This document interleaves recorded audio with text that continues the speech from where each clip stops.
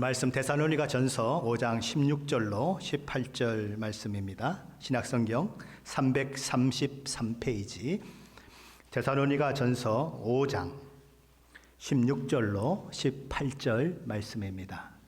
우리 데살로니가 전서 5장 16절로 18절까지 말씀 한 목소리로 같이 봉독하겠습니다. 항상 기뻐하라, 쉬지 말고 기도하라, 범사에 감사하라. 이것이 그리스도 예수 안에서 너희를 향하신 하나님의 뜻이니라. 오늘 보면 우리에게 항상 기뻐하라, 쉬지 말고 기도하라, 범사에 감사하라고 명령합니다. 항상 기뻐하라도 명령이고, 쉬지 말고 기도하라고 하는 말도 명령이고, 범사에 감사하라고 하는 말도 명령문으로 되어 있습니다. 하나님께서는 이것들을 왜 우리에게 명령하셨을까요? 그 이유는 이렇게 살 때에 우리가 최고로 잘 사는 삶을 살 수 있기 때문에 그렇습니다. 이렇게 살 때에 우리 삶은 가장 복되고 가장 아름답고 가장 행복할 수 있기 때문에 그렇습니다.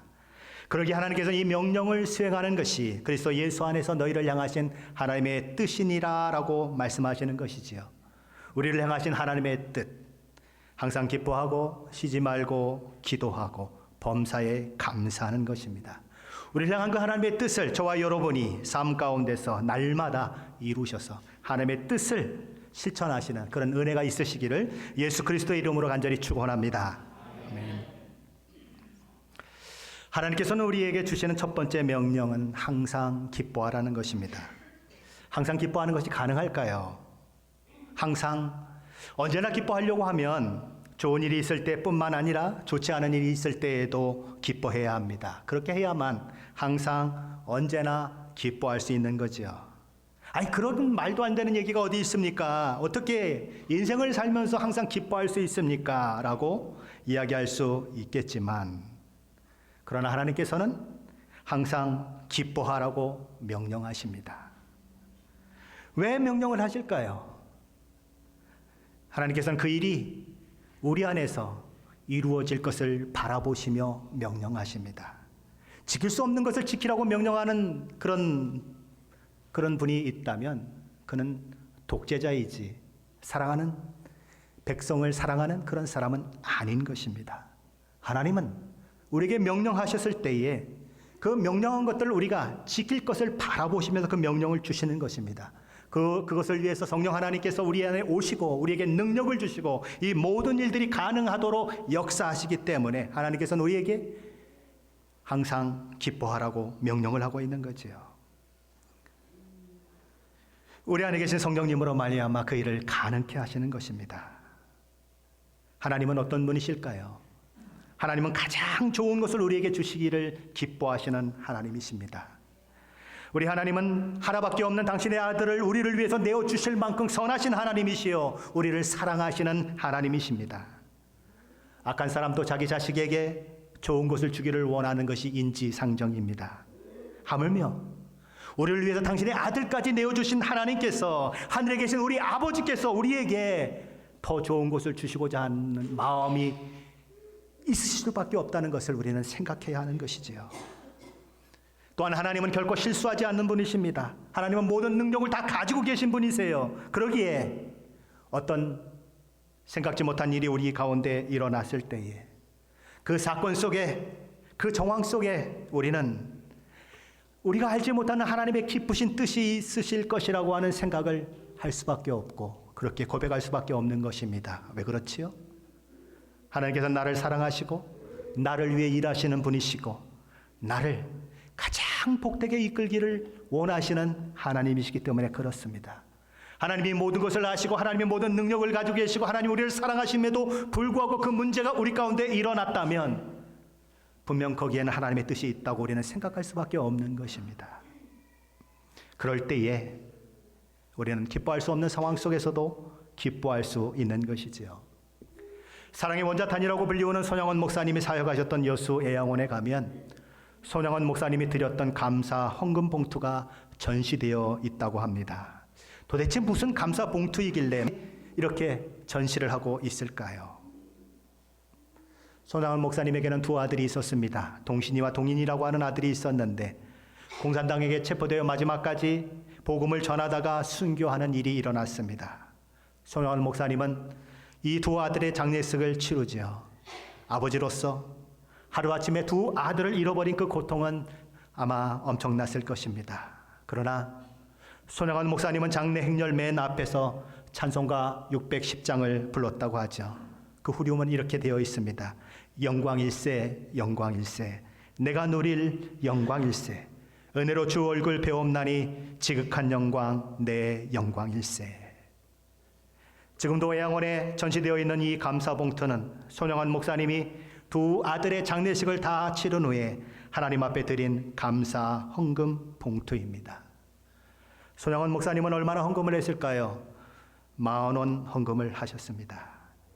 에게라고 생각이 되십니까? 손영원 목사님이 당시 한 달 월급이 80원이었어요. 한 달 월급이 80원이었는데 10,000원의 감사 헌금을 했습니다. 누가 죽었는데요? 당신의 두 아들이 죽었는데. 그는 감사 헌금 봉투에 이렇게 썼습니다. 한번 비춰주실래요? 조금 흐릿흐릿해도 잘 보이지 않지만 거기 제일 오른쪽에 감사의 제목은 이렇게 쓰여 있습니다. 순교자의 두 아들이나 주신 감사의 봉헌금. 그리고 드린 사람의 이름이 왼쪽에 있습니다. 순교 이자의 부 손양헌. 그러니까 이는 두 이자고 자는 아들 자자입니다. 다시 말하면 순교한 두 아들의 아버지 손양원이라고 쓴 것입니다. 손양원 목사님은 두 아들을 잃었어요. 그런데 찬송을 부르며 기뻐하고 있습니다. 어떻게 그럴 수 있었을까요? 그가 장례식에서 이야기했던 10가지 감사의 제목을 들으면 우리는 그 이유를 발견할 수가 있습니다. 그는 이렇게 얘기합니다. 첫째, 나 같은 죄인의 혈통에서 순교의 자식이 나오게 하셨으니 하나님 감사합니다. 둘째, 허다한 많은 성도들 중에 어찌 이런 보배들을 주께서 하필 내게 맡겨 주셨으니 그 점 또한 주님께 감사합니다. 셋째, 삼남 삼녀 중에서 가장 아름다운 두 아들 장자와 차자를 바치게 된 축복을 하나님께 감사합니다. 넷째, 한 아들의 순교도 귀한데 하물며 두 아들의 순교라니요. 하나님 감사합니다. 다섯째, 예수 믿다가 누워 죽는 것도 큰 복인데 하물며 전도하다가 총살당한 순교당함이라니요. 하나님 감사합니다. 여섯째, 미국 유학 가려고 준비하던 내 아들 미국보다 더 좋은 천국에 갔으니 내 마음이 안심되며 하나님 감사합니다. 일곱째, 나의 사랑하는 두 아들을 총살한 원수를 회개시켜 내 아들 삼고자 하는 마음을 내게 주시니 하나님 감사합니다. 여덟째, 내 두 아들의 순교로 말미암아 무수한 천국의 아들들이 생길 것이 믿어지니 우리 하나님께 감사합니다. 아홉째, 이 같은 역경 중에서 이상 8가지 진리와 하나님의 사랑을 찾는 기쁜 마음, 여유 있는 마음 주신 우리 주 그리스도께 감사합니다. 열째, 이렇듯 과분한 축복 누리게 되는 것을 감사합니다. 세상의 눈으로 보면 아버지 된 손양원 목사님은 미친 사람입니다. 도대체 미친 사람이 아니고는 어떻게 두 아들이 죽었는데 감사하다고 얘기할 수가 있겠어요. 그러나 그가 믿고 따르는 하나님은 그 고통 속에서 그에게 기쁨을 주셨고 감사의 조건을 주셨다는 것입니다.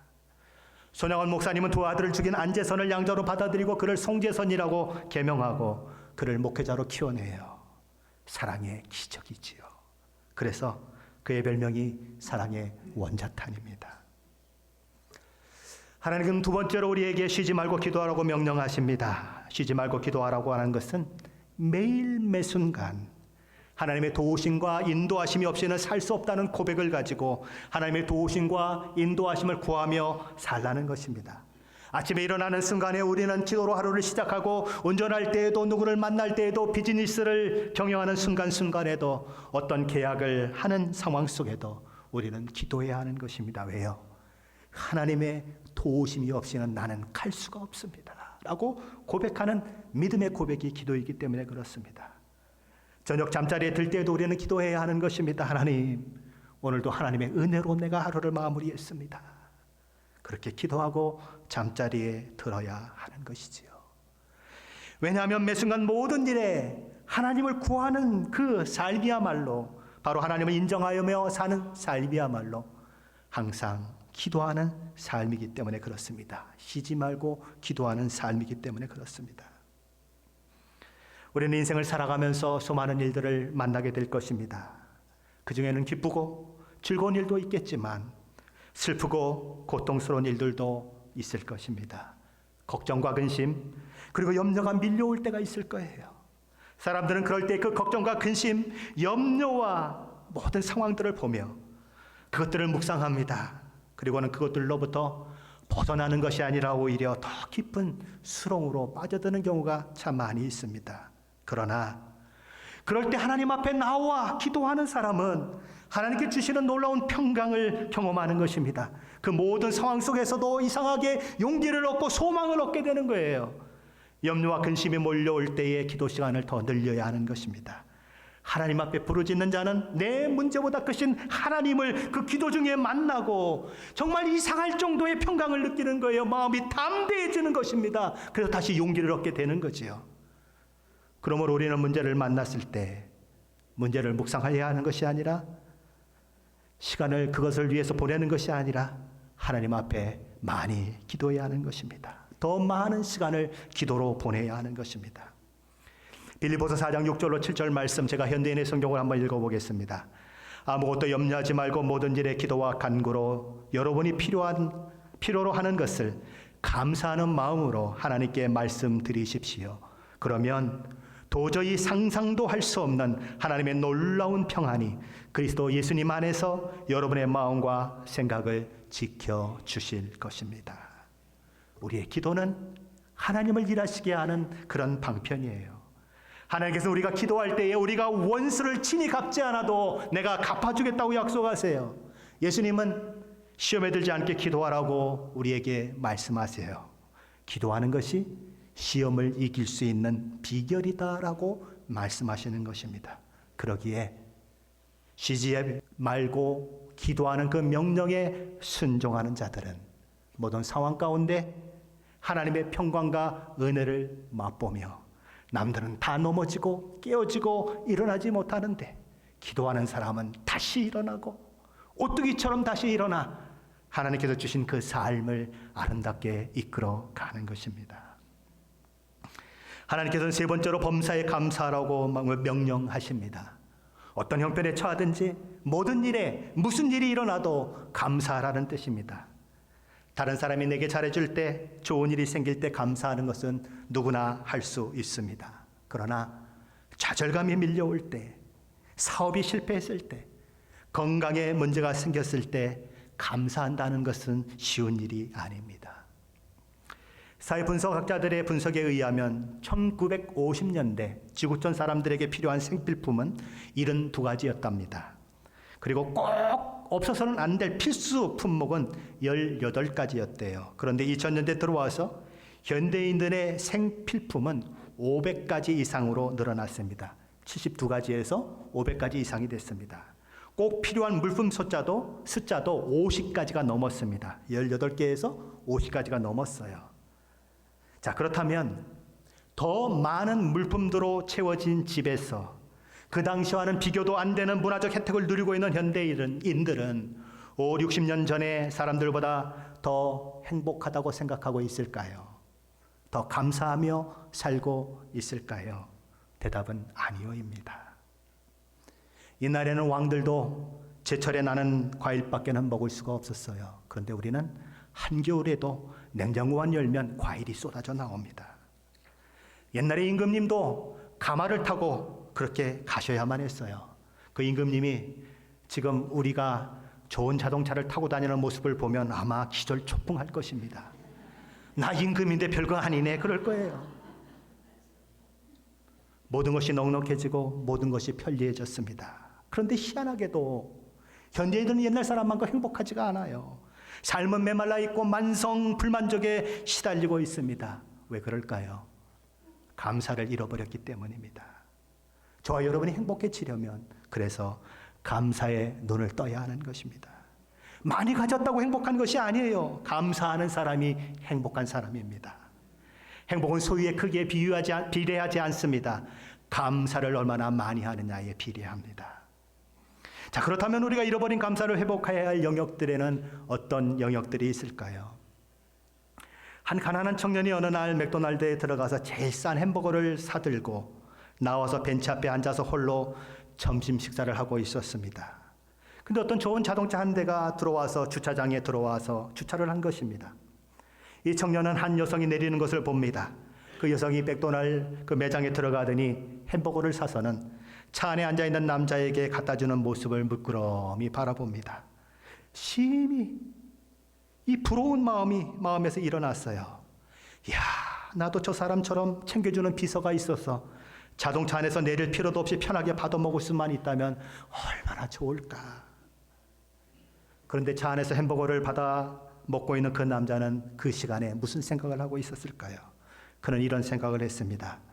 나도 저 청년처럼 가고 싶은 데 가고 앉고 싶은 데 앉고 자기 볼로 걸어 들어가 햄버거 하나를 사들고 저렇게 벤치에 앉아서 시원하고 맑은 공기를 마시며 점심을 먹을 수 있다면 얼마나 행복할까.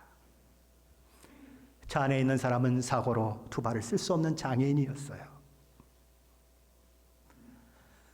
그 장애인의 처지를 생각한다면 가장 싼 햄버거를 하나 들고 바깥에 나와서 벤치에 앉아서 그것을 먹고 있다고 할지라도 그 마음 가운데 감사가 일어났을 텐데, 그게 너무 일상의 삶이 너무 평범해 보이고 너무 아무것도 아닌 것처럼 보이니까 오히려 그것이 불만이 되고 그것이 그 마음 가운데 어려움으로 다가오는 것입니다. 아이들이 아침에 학교에 갔다가 오후에 돌아왔을 때에, 일터에 나갔던 남편이 저녁에 문을 열고 집으로 돌아왔을 때에, 물건 살 것이 있다며 차를 몰고 나갔던 아내가 쇼핑한 그 물건들을 잔뜩 사들고 집에 도착했을 때에 하나님 앞에 감사하는 사람은 몇 명이나 있을까요? 그냥 너무나 당연하게 생각하지 않습니까? 왜 그렇습니까? 일상의 감사를 잃어버렸기 때문에 그래요. 그러나 생각해 보십시오. 당연한 것은 없어요. 내게는 너무 당연하고 그렇게 느껴지지만 그 당연함에 너무너무 부러운 사람들이 세상에는 너무너무 많은 것입니다. 요즘은 젊은이들이 군대 안 가려고 굉장히 애를 써요. 계속 군대 가서 훈련을 받는데 괜히 마음이 힘들죠. 야, 나는 백도 없고 돈도 없고 이게 뭐냐, 이 젊은 나이에 이곳에 와서 이 고생을 하다니, 그런 생각을 하는 것입니다. 근데 어느 날 한 교회에서 그곳에 위문 공연을 온 사람들이 있었습니다. 그들이 그곳에서 찬양을 하고 또 율동을 하고 연극도 하고 그러는데 마지막에 어떤 젊은이가 나와서 이렇게 얘기를 합니다. 보니까 지체 부자유자예요. 이 뇌성마비로 인해서 온몸이 뒤틀린 사람입니다. 그 사람이 나와서 얘기하는 거예요. 말이나 제대로 했겠습니까? 여러분, 그렇게 얘기했겠죠. 여러분 힘드시지요? 그런데 나는요, 여러분이 너무너무 부러워요. 나도 군대 갈 수 있다면, 나도 여러분처럼 뛸 수 있다면 얼마나 감사하겠어요. 갑자기 그곳에 모여있던 장병들의 마음이 숙연해졌답니다. 그냥 불평만 하고 그냥 그렇게 마음 가운데 어려움을 가지고 있었는데 이 뇌성마비 청년의 이야기를 들으며 그들은 숙연해지는 것입니다. 왜 그들은 그 상황 가운데 감사하지 못했을까요? 일상의 감사를 놓쳤기 때문에 그렇습니다. 감사의 조건은 멀리 있지 않아요. 일상 속에 있습니다. 그걸 놓칠 때 사람들은 자신이 불행하다고 느껴요. 범사에 감사하려면 우리가 제일 먼저 확인해야 하고 회복해야 하는 것은 일상의 삶에 대한 감사예요. 토크쇼의 여왕이라고 하는 오프라 윈프리는 지독히 가난한 집안에서 미혼모의 딸로 태어났습니다. 윈프리는 할머니 손에서 그렇게 키워지게 되는데 그만 삼촌에게 성폭행을 당합니다. 그리고 겨우 14살의 나이에 임신을 하게 되죠. 그 역시 자기 어머니처럼 미혼모가 되어버렸습니다. 그런데 태어난 아이가 2주 만에 죽어버렸어요. 너무나 큰 충격을 받은 오프라 윈프리는 가출을 해버립니다. 그리고 마약을 복용하면서 하루하루를 지옥 같은 삶을 살아요. 그의 몸무게가 그때 얼마나 됐을까요? 235파운드. 흑인 미혼모. 그게 오프라 윈프리의 당시 모습이었습니다. 그런데 어느 날 오프라 윈프리가 예수를 믿음으로 죄로부터 구원받아 새 사람이 된 자기 친아버지를 만나게 돼요. 그리고 그 아버지를 통해서 매주 책을 읽는 그런 훈련을 받게 되고 성경을 읽고 외우는 그런 훈련 가운데 들어가게 됩니다. 그리고 19살이 되던 해에 내시빌 TV 방송국에 취직을 하게 되고 그리고 흑인 여성 최초로 뉴스 앵커로 발탁됩니다. 그리고 그곳에서 3년을 보낸 오프라 윈프리는 좀 더 큰 볼티모어에 있는 TV 방송국으로 자리를 옮기죠. 그리고 그곳에서 뉴스 앵커로 또 활약을 하게 됩니다. 그런데 첫 방송을 내보낸 후에 이 뉴스를 담당하던 그 담당자가 오프라 윈프리를 찾아와서 이렇게 얘기합니다. 당신은 뉴스를 방영하는데 너무 감정이 많이 들어가서 안 되겠다. 그래서 그를 그 저녁 아주 가장 프라임 시간에 했던 그 방송에서 아침 시간으로 자천을 시켜버렸습니다. 뉴스 앵커에서 아침 방송인 사람들이 말하고 있다라고 하는 프로그램 진행자로 그는 좌천됐어요. 그런데 그 좌천이 그의 축복의 시작이었어요. 오늘의 토크 여왕으로 오프라 윈프리가 세워지는 데 출발점이 되었다는 것입니다. 오프라 윈프리는 그때의 상황을 이렇게 얘기합니다. 첫 방송이 끝난 순간 나는 하나님께 감사했어요. 왜냐하면 내가 하고자 했던 것을 드디어 찾았다고 하는 느낌이 들었어요. 마치 편안하게 숨 쉴 것 같은 그런 기분이 들었어요. 나는 아침 방송으로 자천되었지만 이제야 진정한 내 일을 찾은 것 같았어요. 오프라는 좌절을 맛보았지만 그것을 통해 더 큰 하나님의 축복을 누리게 되어서 세계적 스타가 되었고 누구보다도 바쁜 삶을 지금도 보내고 있는 것입니다. 실패는 끝이 아니에요. 내 계획대로 되지 않고 내 인생 내 마음대로 되지 않는 것도 하나님의 뜻입니다. 좌천된 오프라 윈프리가 물을 만난 고기가 되어서 그렇게 놀라운 사역을 감당하게 된 것은 하나님의 은혜예요. 좌천되지 않았다면 있을 수 없는 일들이에요. 그러므로 우리는 삶이 틀어지고 계획이 무산될 때에 하나님 앞에 감사할 수 있어야 합니다. 하나님, 제게 더 좋은 것 주시려고 그러시지요? 하나님, 땡큐. 그러셔야 한다는 거예요. 우리는 내일 일을 알지 못하고 인생길을 살아갑니다. 아니, 한 치 앞을 내다보지 못하고 인생길을 걸어가요. 지금 이 일이 내게 왜 일어나는지 알지 못합니다. 정말 오랜 시간이 지나서야 그때 그 일이 나를 위한 하나님의 계획임을 알 때가 얼마나 많은지 모릅니다. 때로는 내 시대에도 알지를 못해요. 더 오랜 몇 세대가 흘러가서야 그 일이 그 일이었구나 알게 되는 경우가 있습니다. 요셉은 17살 때에 형들의 시기에 의해서 애굽으로 종으로 팔리죠. 그리고 무려 13년 동안 갖은 고생을 다해요. 남의 집 종살이, 억울한 누명을 쓰고 옥에 갇히죠. 그러나 그는 하나님의 계획과 섭리 가운데 30세 되던 해에 애굽의 총리로 발탁됩니다. 애굽은 7년 동안 풍년이 임하게 되지요. 요셉은 총리로서 그 7년 풍년 기간 동안에 7년 흉년을 대비해서 수많은 곡식들을 모으게 됩니다. 그런데 이 흉년이 시작될 때에 애굽에만 흉년이 든 것이 아니고 가나안 땅, 이 요셉의 아버지 야곱과 그의 형들이 있는 그 땅도 기근이 들어서 어려움 겪기는 마찬가지였습니다. 그렇게 해서 애굽의 총리가 된 요셉과 형들의 만남이 애굽에서 이루어지게 되는 거죠. 애굽에 곡식이 많다는 소문을 듣고 그들이 곡식을 사러 이 총리로 있는 요셉을 만나게 되는 그 상황들이 일어나게 되는 것입니다. 형들은 애굽의 총리가 요셉이라고는 꿈에도 생각지 못했을 거예요. 그런데 그들이 두 번째로 애굽을 방문했을 때에 요셉의 친동생 베냐민을 데리고 그렇게 애굽을 방문했을 때에 요셉은 그들에게 자신의 정체를 밝히지요. 내가 요셉입니다. 내 아버지 야곱은 아직 살아계십니까? 너무 놀라고 너무 두려웠던 형들은 감히 그 앞에서 아무 얘기를 하지 못해요. 아무 대답을 하지 못합니다. 자기가 종으로 판 요셉이 애굽의 총리가 되어 있다는 사실에 너무 놀랐고 이제는 꼼짝없이 죽게 되었다는 공포가 밀려오는데 도무지 부들부들 떨려서 아무 얘기를 할 수가 없는 것입니다. 그런데 요셉은 그런 형들 앞에 이런 이야기를 하죠. 창세기 45장 5절입니다. 형님들이 나를 이곳에 팔았다고 근심하거나 한탄하지 마십시오. 하나님께서 우리 가족을 구하시려고 나를 형님보다 먼저 이곳에 보내셨습니다. 7절과 8절은 이렇게 이해합니다. 하나님이 나를 형님들보다 앞서서 보내신 것은 하나님이 크나큰 구원을 베푸셔서 형님들의 자손을 이 세상에 살아남게 하시려는 것입니다. 그러므로 실제로 나를 이리로 보낸 것은 형님들이 아니라 하나님이십니다. 하나님이 나를 이리로 보내셔서 바로의 아버지가 되게 하시고 바로의 온 집안의 최고의 어른이 되게 하시고 이집트 온 땅의 통치자로 세우신 것입니다. 형들에 의해서 종으로 팔렸을 때에는, 남의 집 종살이를 할 때에는, 억울한 누명을 쓰고 옥에 갇혔을 때에는 그는 이해할 수 없었어요. 왜 내 인생이 이러는지. 다만 억울하고 다만 분했어요.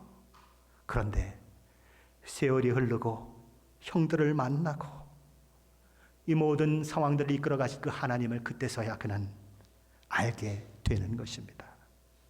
그러게 요셉은 슬픈 과거가 자신의 상처로 남아있지 않아요. 그 슬픈 과거를 만들어낸 형들에게 분노하고 보복하지 않습니다.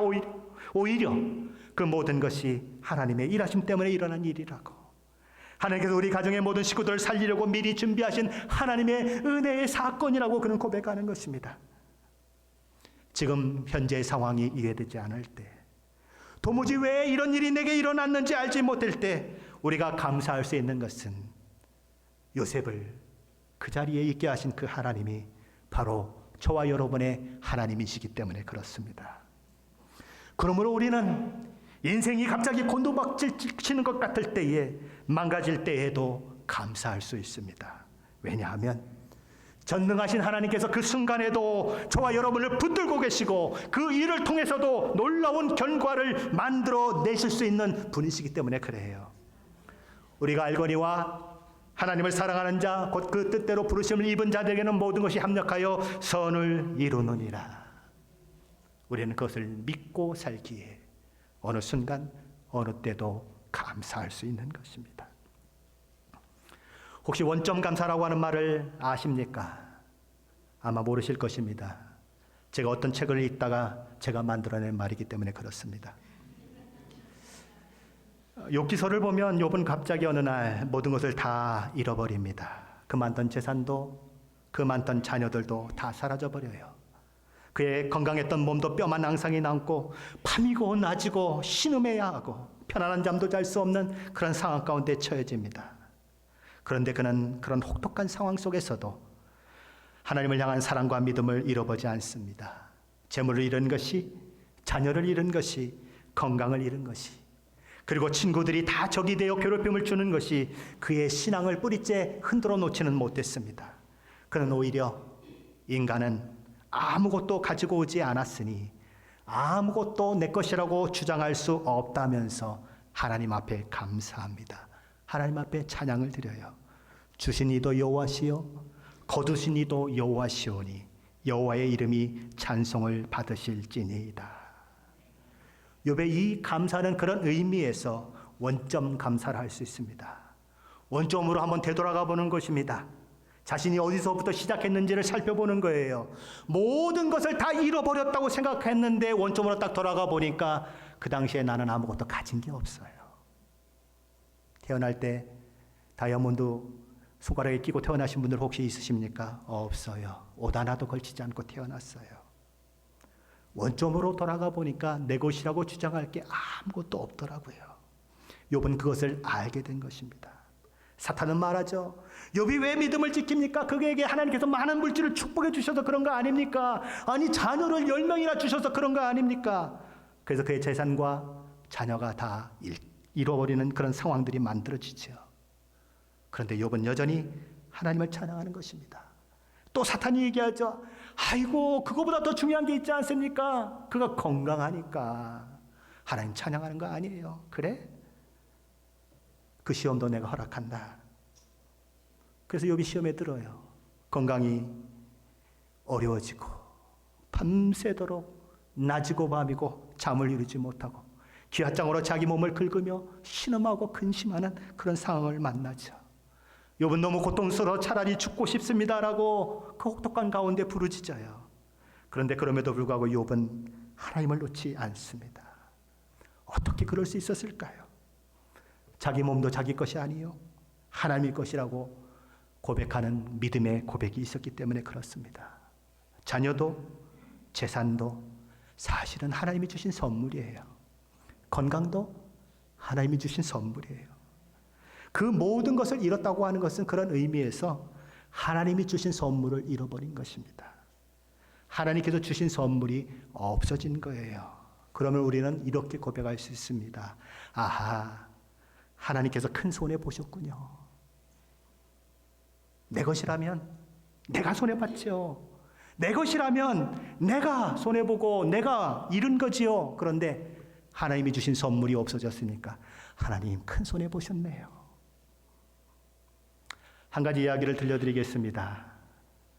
20살밖에 되지 않는 아들을 전쟁터에 보낸 부모가 있었습니다. 그런데 전쟁터에 투입한 지 얼마 안 돼서 그가 전사했다는 통보를 받지요. 그들은 사랑하는 아들의 장례식을 다 치른 후에 아들을 잃은 슬픔이 있지만 그에게 감사 헌금을 하나님께 드리면서 이런 감사의 글을 헌금 봉투에 적었습니다. 하나님, 좋은 아들을 20여 년간 우리 곁에 두심을 감사합니다. 그리고 아들의 영혼을 하나님께서 받아주시니 감사합니다. 이들은 아들과 20세 이후의 삶을 같이 못 살았다고 하는 것 때문에 하나님을 원망하지 않습니다. 오히려 20년 동안 아들과 가졌던 좋은 추억들을 생각하면서 그것이 하나님이 주신 선물이라고 생각하며 감사를 실천합니다. 원점으로 다시 돌려보는 것입니다. 원점에 가보니까 아들이 없었던 시간이 있어요. 그런데 하나님의 은혜로 아들이 그 가정에 태어났고 그 아들이 20년 동안 나와 같이 생활하며 함께 울고 웃고 기쁨을 나누는 그 일들이 내게 있었으니 하나님, 그 20년 세월 때문에 나는 하나님 앞에 감사합니다. 원점 감사죠. 원점으로 되돌아가보면 감사하지 못할 일이 없어요. 왜요? 내 것은 하나도 없거든요. 다 하나님께서 내게 허락하신 것이거든요. 그러므로 우리는 우리가 가지고 있는 모든 것들에 대해서 당연하게 생각해서는 안 돼요. 다 하나님의 선물입니다. 늦은 밤 잠자리에 들 때에 저와 여러분의 생명을 하나님 앞에 반납해 보십시오. 내일이 당연하다고 생각하시지 말고 오늘 내가 죽었다고 생각하고 잠자리에 드실 때에 저와 여러분의 생명을 하나님께 올려드리시고 주무세요. 그런데 아침에 눈이 떠졌습니다. 어이구, 내가 또 살았네. 하나님께서 또 하루를 주셨네. 감동이 오는 것이에요. 감사가 오는 것이에요.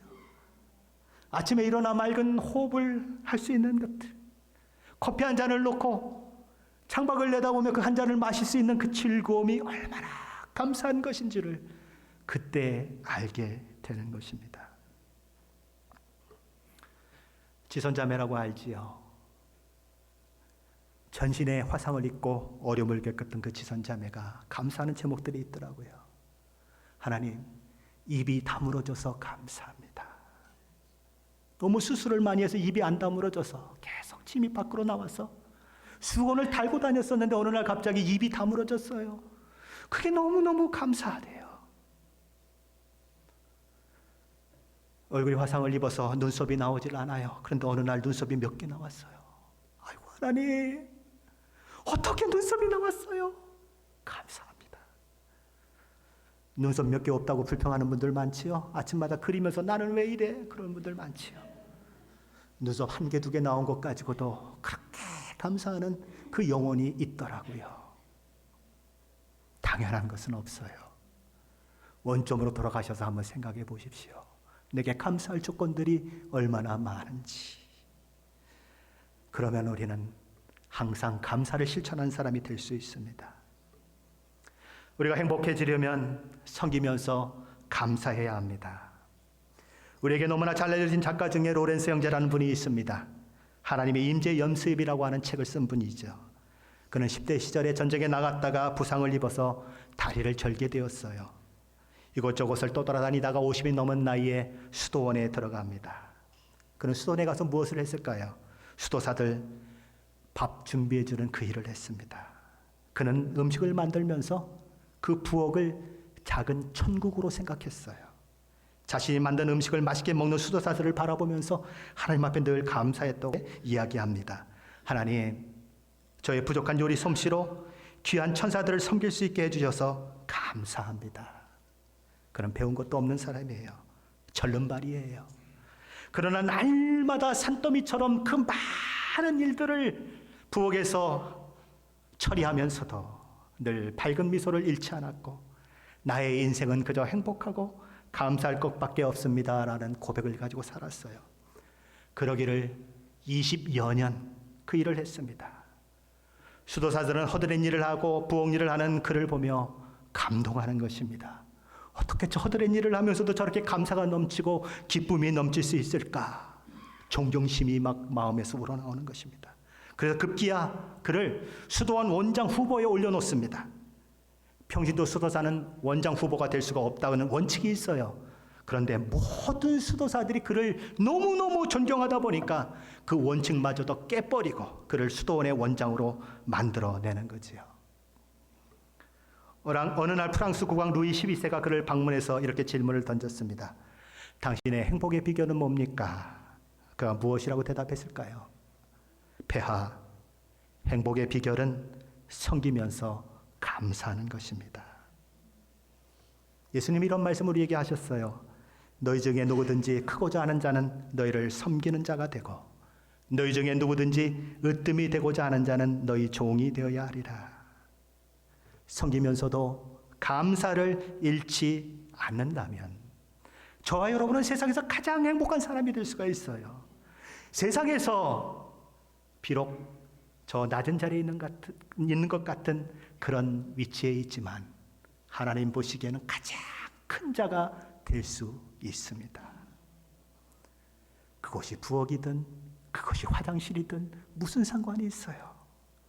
하나님이 나를 가장 큰 자로 여겨주신다는데 무슨 상관이 있어요? 그곳에서 감사가 있고 그곳에 행복이 있다는데 무슨 상관이 있어요? 남이 알아주지 않든 무슨 상관이 있어요? 로렌소 형제는 22여 년을 그 부엌에서 그렇게 행복하게 지냈는데 무슨 상관이 있어요? 행복은 내가 얼마나 많이 가졌냐에서 오는 것이 아니라 내가 얼마나 감사하느냐에서 오는 것입니다. 감사는 행복을 여는 열쇠예요. 감사는 모든 일을 하나님의 은혜로 바라보는 자가 누리는 특권이고, 그 특권을 가진 자는 행복을 누리게 되는 것입니다. 예수님은 누가복음에서 10명의 나병 환자를 고쳐주시죠. 그런데 그 중에 예수님께 다시 나와서 감사를 표명한 사람은 오직 한 사람뿐이었습니다. 예수님은 그 한 사람을 축복하시면서 이렇게 물으세요. 9은 어디 있느냐? 저와 여러분이 감사를 잃었다면 영적 문둥병에 걸린 사람과 똑같다고 생각하시면 됩니다. 감사의 감각이 없는 거죠. 문둥병이 뭐예요? 감각이 없는 거예요. 아파도 아픈 줄 모르는 거. 감사할 조건이 수도 없이 많은데 감사를 잃어버리고 있다면 저와 여러분은 어쩌면 감사의 감각을 잃어버린 영적 문둥병 환자인 것입니다. 9명의 나병 환자는 다 나음을 얻었어요. 몸은 건강해졌어요. 그런데 여전히 그들은 영적으로는 문둥병 환자예요. 왜요? 감사를 잃고 있기 때문에 그래요. 오직 한 명만 나음을 입었을 뿐만 아니라 영적인 문둥병에서도 해방돼요. 우리 주님 앞에 축복받는 그 일들이 일어나게 되는 거지요. 우리는 복된 추수감사절 주일을 맞고 있습니다. 우리 하나님은 항상 기뻐하라, 쉬지 말고 기도하라, 범사에 감사하라고 우리에게 명령하십니다. 왜요? 그 일들을 할 때 우리가 가장 행복하고, 그 일들을 할 때 우리가 가장 아름답고, 그 일들을 할 때 우리가 가장 복되기 때문에 그래요. 그러므로 저와 여러분이 이 말씀에 순종해서, 이 명령에 순종해서 오늘 내일의 삶을 항상 기뻐하고 쉬지 말고 기도하고 범사에 감사하는 삶을 살아서 하나님께서 우리에게 주시고자 하는 모든 복과 은혜를 마음껏 누리시고 늘 행복하시고 늘 감사가 넘치는 사람으로 그렇게 세워지시는 우리 모두가 되시기를 예수 그리스도의 이름으로 간절히 축원합니다. 기도하십시다.